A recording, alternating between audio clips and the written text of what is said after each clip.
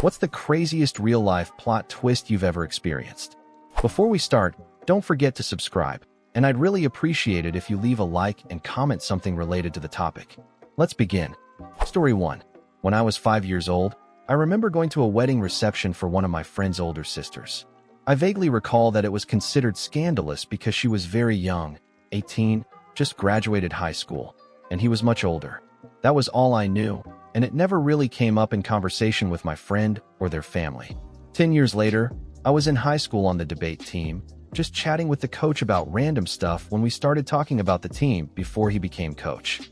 He told me that the previous coach had been fired for having a relationship with one of the students on the team. He mentioned their names, and my jaw hit the floor. It was the same couple whose wedding reception I had attended. Story 2. My first college roommate was super Catholic and didn't approve of my older boyfriend. In an attempt to save me, she decided to invite me to her friend's celibacy celebration while I was doing homework in the Commons. A chill wind picked up, and I somehow sensed it was time to leave. When I turned around, I saw the only doorway blocked by a circle of people holding hands and quietly chanting, "No sex until 30, no sex until 30. As I tried to make my way through the circle to get out, their chanting grew louder. I eventually escaped, but later I discovered that this girl had thrown away all my high-end sex toys and my Suicide Girls book. I was completely done living with her and moved out after just 1 quarter. Over a year later, some friends and I were swapping horror stories about terrible roommates. I shared mine, and a new friend told hers about a super loud, constantly masturbating lesbian roommate. No one else had much to top those, so they voted between our 2 stories. Mine won by a small margin, only for us to realize that we were both talking about the same roommate, just a year apart. Oh, and as it turned out, she hadn't actually thrown out my sex toys or my Suicide Girls book. Story 3. I was best friends with a neighbor kid growing up. He was always at my house, or I was at his. And I had a huge crush on him for as long as I could remember. But it never seemed like he liked me back, or even noticed how I felt. We grew up, he started dating other people, and I was insanely jealous. Then I started dating while still secretly pining for him. I figured he just saw me as a little kid, I was a year younger, or like a little sister, so I tried to move on. When he turned 16, his family moved out of state, and we lost contact. I eventually got over it, and life moved on. Fast forward a few years, we reconnect online and start talking again. Out of nowhere, he casually mentions that he had a huge crush on me growing up and always wanted to ask me out. He even told me he once asked my mom for permission, and she said no, so he never went through with it. My mom never told me any of this. My mind was completely blown. My entire childhood of pining after this guy, my first ever crush, suddenly felt like a joke. By then I'd already moved past those feelings, but hearing that stirred up all the old nostalgia. He was still into me, and I was debating whether I wanted to start something with him or not. Mostly, so I wouldn't spend my life wondering what if, while we kept chatting here and there. Then, out of nowhere, he just stopped messaging me. I was confused. Things had been going fine, so I reached out to a mutual friend to ask if she knew what was up. That's when she told me he'd been arrested for beating a guy who owed him money, to death. He's in prison now, serving a life sentence. I never got that chance with him. The end. Story 4. This is a long and winding story that came to a head about 12 years ago. It's one of the strangest things that's ever happened to me, and it left me shaken and puzzled for a long time. When I was in college, my father retired and moved to New Orleans. He had lived there in his 20s and 30s, and his 2 sons from his first marriage, my half-brothers, still lived there. He moved into a nice apartment complex with a swimming pool in the courtyard and plenty of sociable people his age. One of them was a retired Army general. I'll call him Tom. My dad and Tom were the same age, and both Korean War veterans. My dad had been a Marine for 4 years during the latter part of the war, while Tom had stayed in the Army and risen through the ranks. Tom had gone through Ranger School and Special Forces training, and was supposedly an expert on Korea. He spent most of the Cold War stationed there, training ROK Marines, running war games, and working with a large private corporation on semi-classified projects. He retired shortly before September 11th as a full colonel, but was promoted to brigadier general upon retirement, a professional courtesy to boost his pension. After September 11th, the government expanded the Federal Air Marshal Service and asked Tom to come out of retirement to help restructure it. They supposedly promoted him to Major General so he'd have more clout when dealing with other generals and government officials. He even claimed that Colin Powell personally pinned his second star on him at the White House. At the time, I was in the Marine Reserve and about to graduate from college. I hadn't yet been called up for Iraq or Afghanistan and was looking for my first real job. My dad suggested that being an air marshal might be interesting for a year or two. I had security clearance, was an expert marksman, and, as my dad put it, knew the guy running the program. So my dad arranged a call with Tom to discuss my options. I'd met Tom many times during visits to my dad. He was one of the kindest men I'd ever known. We'd sit by the pool, and I'd listen to his stories about the military and the spooky things he was willing to talk about. As a young enlisted Marine, it was surreal to hang out casually with a two-star general, someone I would normally have to stand at attention for. Tom was a widower and a classic Southern gentleman. He didn't smoke, but always carried a Zippo lighter to light cigarettes for women. One day by the pool, he lit one for me, and I noticed it had a Ranger crest on it. He said his daughter had given it to him years earlier and that he hadn't liked it at first because it was too flashy, but after she died in a car accident in Costa Rica, it became one of his most cherished possessions. His apartment was filled with photos of her in equestrian gear, beautiful, frozen in the 1970s, and the whole scene carried this quiet sadness. We spoke on the phone about the Air Marshal program for about an hour. He couldn't answer everything because of operational security, but he was encouraging. In the end, I chose a different job, but my dad kept me updated on Tom's life. At one point, Tom supposedly told my dad they discovered that the most stable target on a terrorist rushing down an airplane aisle was the groin, so that's where they trained to shoot. My dad, being a doctor, said that would cause massive bleeding, so he sketched out a hemostatic jockstrap to prevent fatal blood loss. Tom later told him that a pharmaceutical company was developing it. My dad didn't want credit. He was just proud to have helped solve a problem for his country. Tom was beloved. He became like family to my dad and half-brothers, taking their kids to Saints games and hanging out in the neighborhood. Everyone called him Mr. Tom. In 2004, I was mobilized, and my father passed away shortly before my deployment. I went to New Orleans on emergency leave, and my family and I drove to Grand Isle to scatter his ashes in the Gulf. Tom came in full dress uniform. After we scattered the ashes, he removed his white gloves and threw them into the water, a gesture I hadn't seen before but found deeply moving. He choked up and later took my sister and me to a fancy dinner, telling us we could always count on him. After that, I lost touch with him. When Hurricane Katrina hit, I called my sister-in-law Maggie to see if everyone was safe. I asked about Tom, and she said, "Oh my God, you didn't hear about Mr. Tom?" My stomach dropped. Maggie's neighborhood had flooded, and she and her family evacuated to a friend's house with several others, one of whom was Tom's sister, who was in her 80s. They knew of each other, but had never met. When Maggie introduced herself and mentioned Tom, his sister sighed and said, "Maggie, I don't know what Tom's told you." But it turned out none of it was true. He wasn't a general, wasn't a ranger, wasn't in the Air Marshal program, didn't work for Condoleezza Rice, didn't know Colin Powell, and my dad's invention was based on a total lie. Tom had actually been a small-time lawyer. His sister's late husband, not Tom, had been the decorated military man and intelligence officer. Somewhere along the way, Tom blurred the lines between admiration and delusion until he became the version of his brother-in-law he'd always idolized. The most disturbing part? His daughter and ex-wife were both alive. They had cut contact years earlier when his fantasies became too much, so he simply rewrote reality and told everyone they were dead. After Katrina, his real daughter even took him in for a while.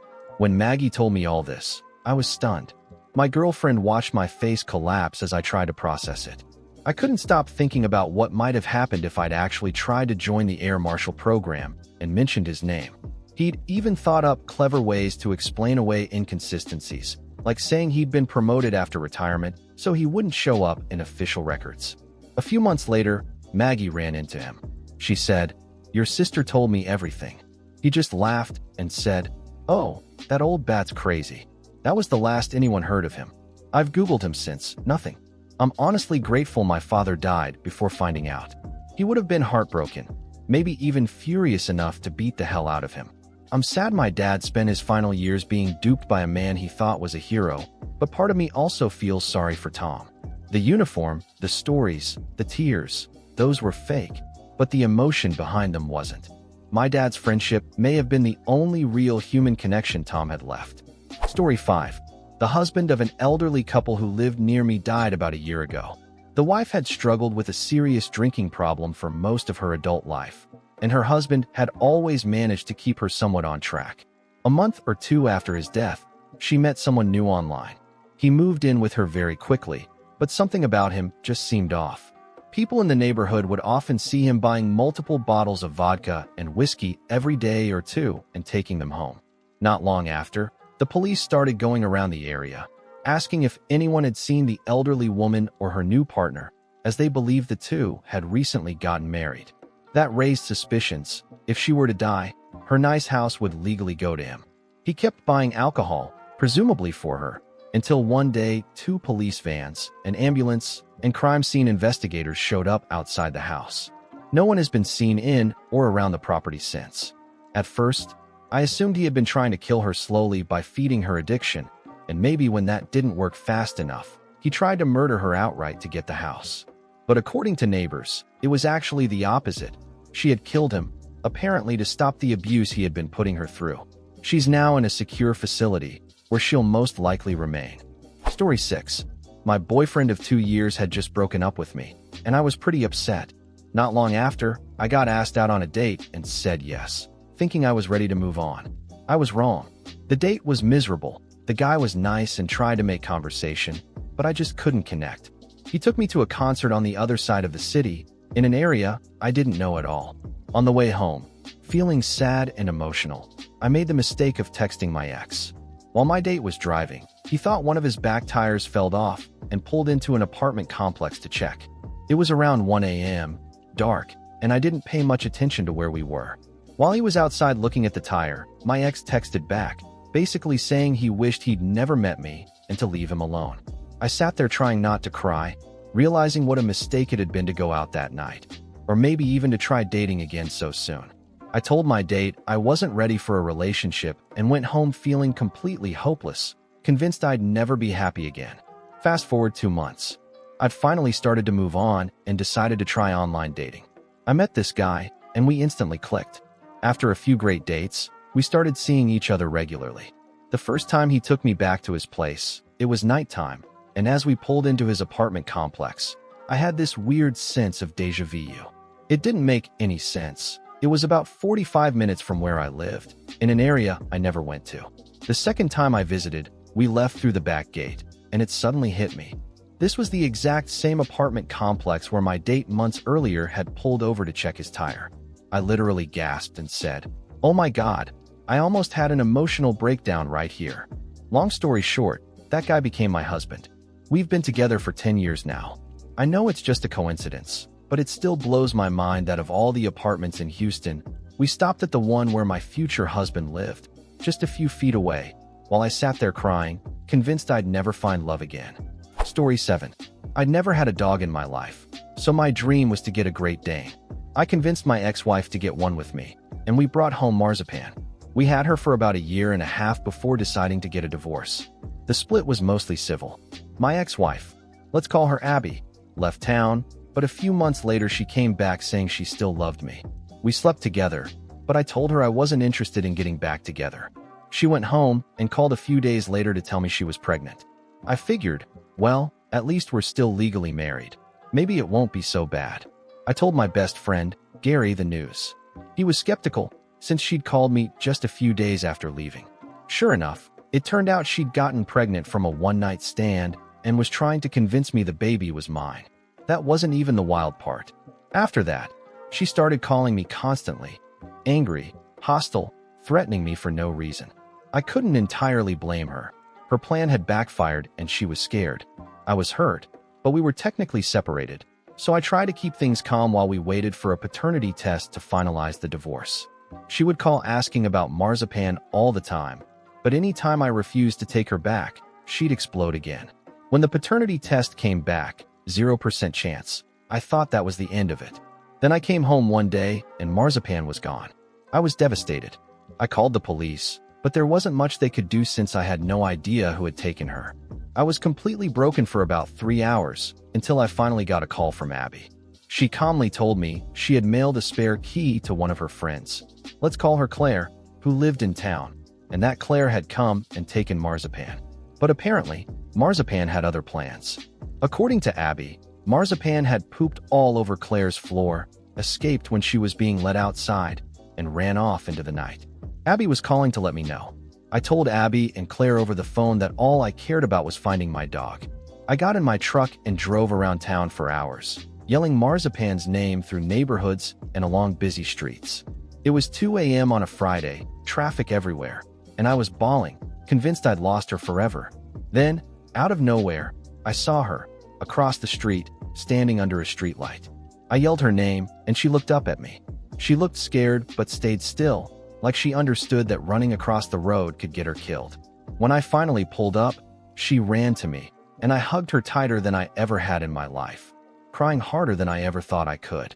My dog had literally escaped her captors by pooping on their floor and running into the night. Not 30 seconds after I got her into the truck, Claire pulled up. She actually said, "You know, she looks really skinny. I think she should come with me." I didn't say a word. I floored it, kicking gravel all over her car as I sped off. That's the main story, but it got even crazier years later. Gary and I were out drinking in the same college town after I'd moved away. We were both drunk and talking to this gorgeous blonde and her friend. You know how it is. When a beautiful woman's talking to you, you kind of tune everything else out. After a while, I finally looked at her friend, who'd been quiet the whole time, and my stomach dropped. It was Claire. Same pockmarked face, same scowl. Right there, in front of everyone, I said, "Dude, that's the woman who stole my dog," and burst out laughing into Gary's shoulder. She glared at me and snapped, "Yeah, you almost ran me over with your truck." Which wasn't true, but I guess she'd convinced herself she was the victim. She stormed off, furious, while the blonde, who was totally into Gary, stayed behind. I ended up playing pool with some strangers and, of course, told them the exact story you just read. Story 8. My maternal grandfather's father was an immigrant. His mother divorced him when my grandfather was very young, remarried, and had her new husband adopt my grandfather, though everyone still called the man his stepfather because he was a drunk and Grandpa despised him. My mom grew up hearing that her biological grandfather was French and that her grandmother had divorced him after he bought a dress for another woman. Supposedly, she was so furious she refused to admit they'd ever been married, and he was deported back to Europe. When my mom was in high school, her grandmother accidentally let it slip that her real grandfather wasn't French at all. He was Italian. Since Italy had been on the wrong side of World War II, my grandfather had lied about his heritage to avoid the extra prejudice he would have faced for being both Italian and the child of a single mother. That fear wasn't unfounded either. My grandmother even admitted she might never have married him if she'd known the truth. When I was little, the version of the story I knew was that my great-grandfather was Italian.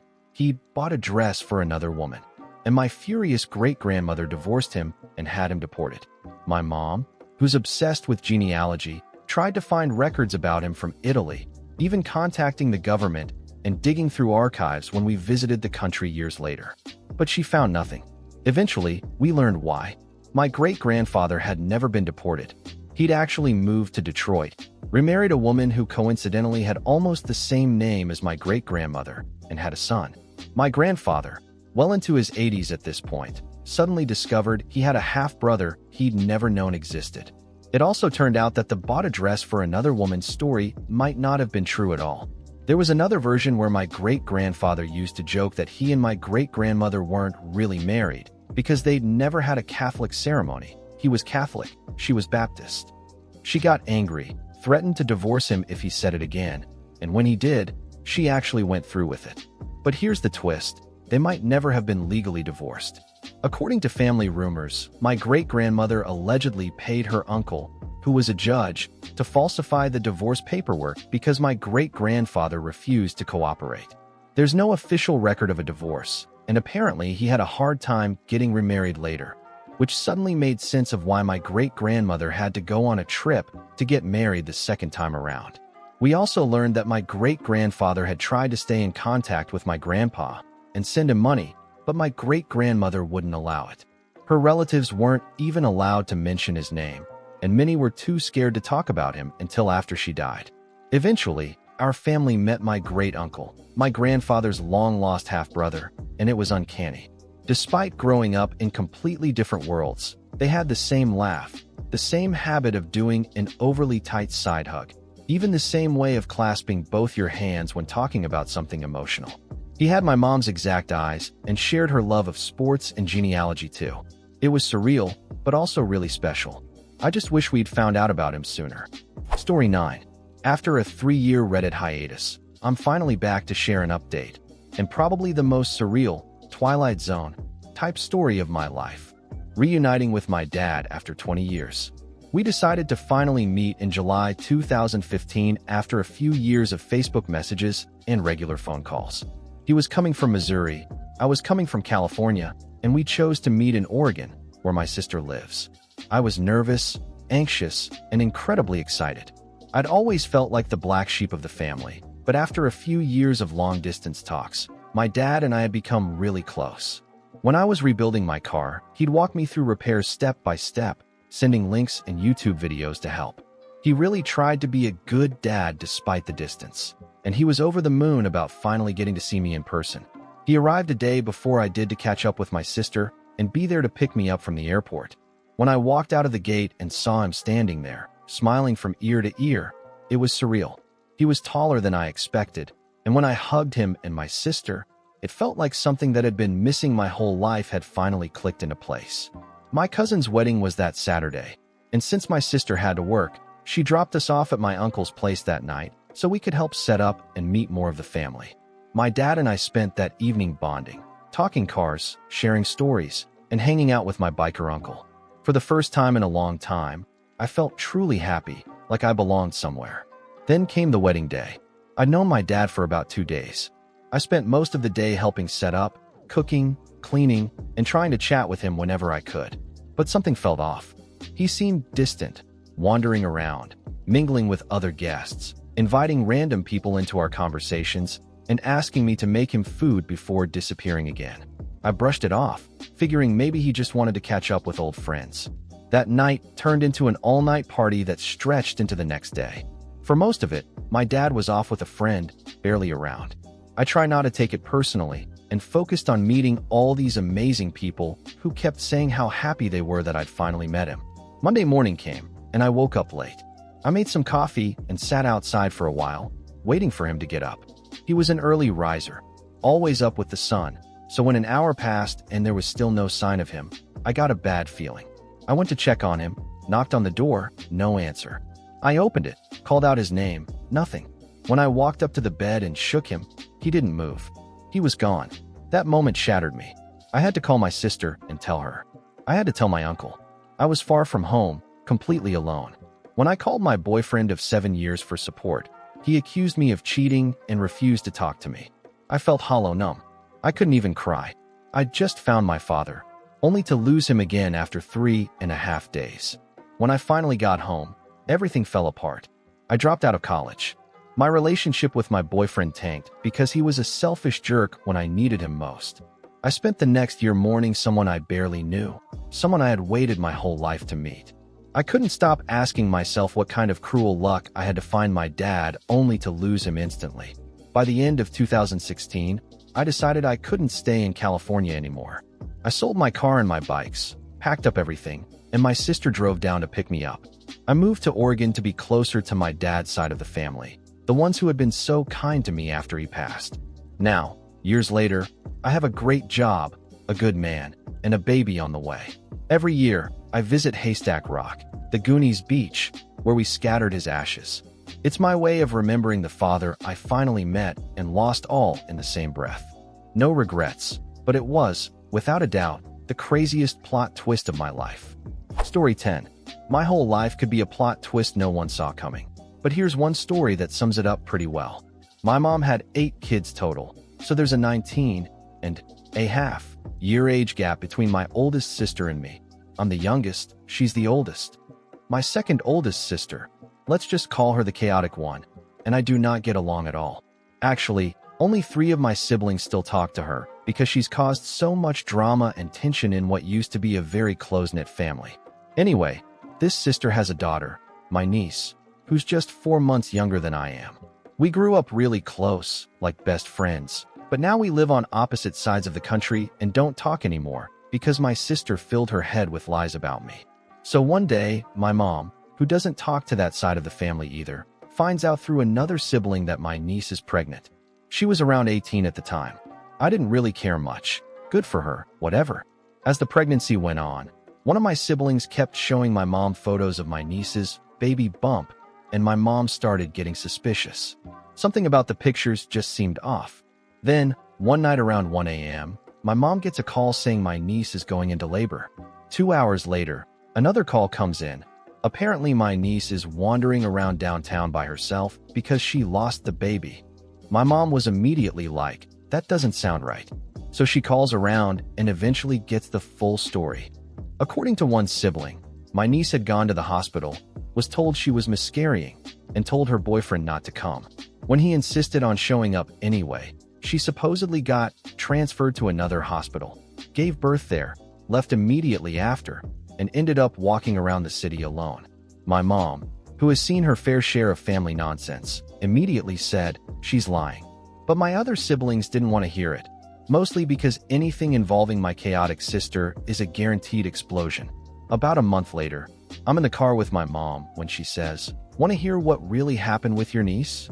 I said no, but also yes, because I was in the mood for a dose of family insanity. Turns out, when my niece first found out she was pregnant, her boyfriend told her to get an abortion or he'd leave her. So she did.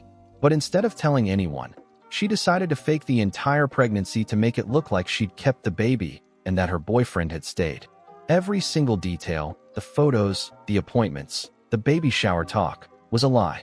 She photoshopped the bump pics, made up stories about ultrasounds, even kept posting updates online. That night when she was supposedly giving birth, she really was wandering the streets alone, just to make it look like she was busy at the hospital. The craziest part? The very next day, she was posting pictures of herself sitting cross-legged, jumping around, and sightseeing like nothing had happened. Not exactly how someone behaves right after childbirth. Honestly, I can't say I was surprised. That side of the family is pure chaos. My life's been much more peaceful keeping my distance from them, and I plan to keep it that way. Story 11. My dad was adopted as a baby because his parents were both teenagers from strict Catholic families. As soon as the pregnancy was discovered, their families sent them to separate boarding schools across the country, and that was the end of it. Many years later, my dad decided to research his genetics to check for any hereditary health issues. That eventually led him to start looking for his biological parents. After some time, he managed to contact both of them and met with each one separately. But what he didn't expect was that reconnecting with him would also reconnect them with each other. It turned out that both his biological parents had grown children of their own and had each lost their spouses. After getting back in touch, they decided to meet in person, and soon after, they started dating again. About 5 years ago, my brother and I went with my dad to what was described as a family reunion. When we arrived, we discovered that his biological parents were not only back together, but completely in love again. They had invited both sides of their families, and what had once been 2 separate lives suddenly merged into one massive family gathering. That weekend, I met close to 100 people I was somehow related to, dozens of cousins, aunts, uncles, and extended relatives I never knew existed. Everyone was incredibly kind and curious, and since my dad was the reason both families had come together again, he, my brother, and I were treated like mini celebrities the whole time. My dad's adoptive mother passed away a little over a year ago, but now he has 2 new parents, his biological ones, who are still relatively young, vibrant, and full of life. They've become an important part of our lives too. We go skiing at my grandpa's condo in Montana during the winter and spend summers on his huge farm in Alberta. The whole experience taught me something really beautiful. You're never too old to find love again, and sometimes life gives you back the family you never thought you'd have. I feel lucky knowing I get to have grandparents for many more years to come. Story 12. I used to play an online browser game back around 2003 to 2006. The game itself wasn't anything special, But the community was what made it great. I got to know a lot of people from my guild, and we all hung out in an IRC channel where I was one of the regulars. Another regular was this guy from another EU country. We became pretty good online friends for a few years, but once we stopped playing, our contact slowly faded until it stopped altogether. By then, Facebook was around, so we friend each other, but we never actually talked again. Fast forward to about 2 years ago. I was feeling nostalgic and thought it'd be fun to reach out to some old friends from that game. Maybe organize a small reunion or something. I sent a message to that guy, and our conversation went something like this. Me: "Hey man, long time no talk. What's new with you these days?" Him: "Oh hey. Funny enough, I live in your country now, with my girlfriend. Met her online." Me: "No way, where exactly?" Him: "Name's a town that's literally a 10-minute drive from me." We kept chatting, and the topic of work came up. He mentioned that he worked in another city about 20 minutes further away, the same city where I was born and where my mom still works. So I asked him where exactly. He named the place, and it turns out his workplace is literally right across the canal from my mom's business. As in, they could probably see each other's buildings from the window. The weirdest part? Even after that crazy coincidence, we still haven't met in person yet. Life got busy again, and contact sort of faded once more. But we both agreed we'll finally meet up sometime soon, and hopefully this time, it actually happens. Story 13. This story is a mix of mine and my dad's, and honestly, it still feels unreal to think about. My part. Growing up, there was this old photo in our house of my parents at a high school party. In the picture, there was this short guy I always noticed. Let's call him Tiny or Bluebees. He had an older, slightly taller brother, Tiny Bluebees. Their last name was so unusual that it stuck in my mind for years. Fast forward to high school. I met a quiet, shy girl 2 grades below me who, by pure coincidence, had the same last name. Let's call her Minnie Bluebees. I said to her, "Hey Bluebees, our parents went to school together. There's a picture of your uncle in my house." She looked absolutely terrified, probably because I was a foot taller and overly confident, but over time we became close friends. A few years later, I got curious about her family. I'd always heard stories about my parents and the Bluebees brothers back in high school, but I realized no one ever mentioned their dad. There were no photos of him at Minnie's house, no stories, nothing. When I asked my dad what happened to him, his face went pale. All he said was, "Google their last name." My dad's part. He'd known the Bluebees family since high school. They were drinking buddies and hung out all the time. My parents were both close with Mr. Bluebees Sr., and my dad always described him as this fun, reliable guy who would help anyone out. He'd even helped my dad a few times when his truck got stuck. My dad said he looked up to him like a second father, and my mom would sometimes hang out with him alone. That's how much they trusted him. Then I looked him up, and what I found made my stomach drop. It turns out Mr. Bluebees Sr. had been convicted of horrific crimes, things I can barely bring myself to repeat. He had been charged with sexual assault, unlawful confinement, and acts of extreme cruelty. The reports detailed that he would abduct women and force them into unspeakable situations involving both himself and animals. There were even photos found as evidence. His wife had apparently been a victim of his abuse too. He eventually died in prison, and after that, almost every member of the family disowned his memory completely. No one ever spoke his name again. I was shocked. I couldn't reconcile the sweet, shy friend I knew, or her kind father, who had always looked out for us, with such a dark family history. It was hard to believe that someone so monstrous could be tied to such good people. It still blows my mind how a secret like that can linger, quietly buried, while life around it just keeps going. If you enjoyed the video, don't forget to leave a like and subscribe, activate the notification bell, and share a similar story or anything you'd like to say in the comments. See you next time.